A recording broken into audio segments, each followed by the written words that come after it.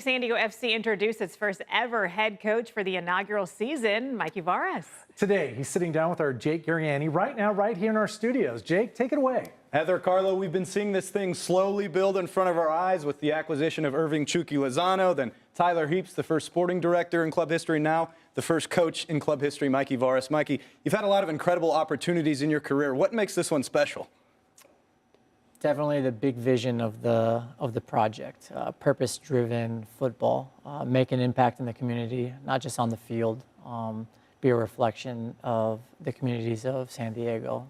By far, definitely the purpose-driven aspect of it. You've had an incredible background getting to work with the U.S. men's national team, both as an interim coach and the U20s, taking the U20s to the Olympics, first time since 2008. What did both of those situations mean to you and the experience you gained? Anytime you represent your country, it's the honor of a lifetime.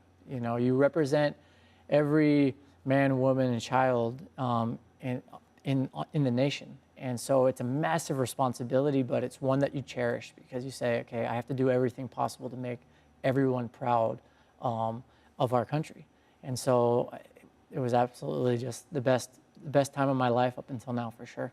For the fans wondering, what kind of product will they see on the pitch down there at Snapdragon Stadium? I know we still have just a handful of players, but what can they expect to see when they come out to see SDFC? Yeah, first and foremost, a team that has a fighting spirit. So they'll see a team that every time they step on the field, they give everything for the fans and for the community, for their families, for themselves, for each other.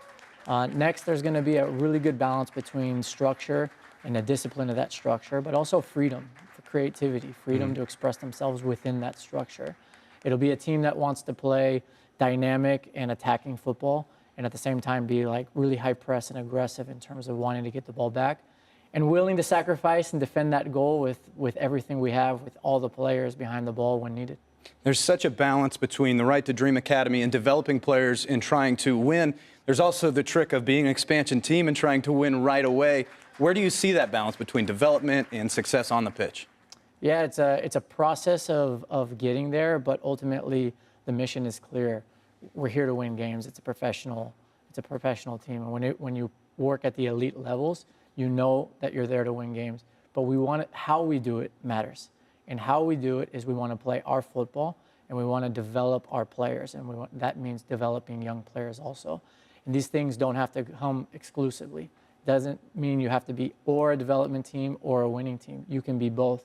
Sometimes it takes a little bit more work, but when you get there, it's a sustainable model, and that's what we're looking for.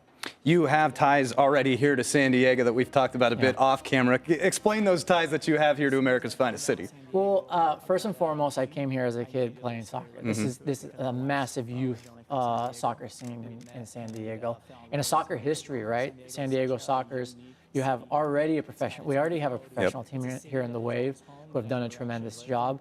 But the other reason is I met my wife in San Diego. So I met her in Pacific Beach, fell in love with her. It was game over from there. But I also made some of the best friends of my entire life in San Diego. Some of them were born and raised here, and a lot of them were people who were just drawn to the city. And that's something that I love so much about the community. I feel like it's a place that draws people with amazing energy and therefore builds an amazing energy within itself. I imagine it's been such a whirlwind for you this past couple of days, but when you look down, you see that SDFC crest on your chest. Have you let it soak in yet?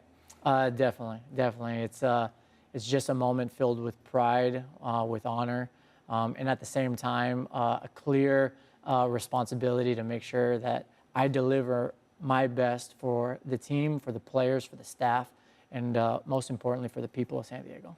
I want to leave you with the final word. I know you've got an event coming up where the fans can come out and see you. Will you explain that real quick to everybody? Yeah, we're going to meet the supporters tonight, and we're, like I said, the supporters and the people of the club and the community, they're the soul of the club. So it's really important that we connect with them and that ultimately they see that we are going to be a reflection of them.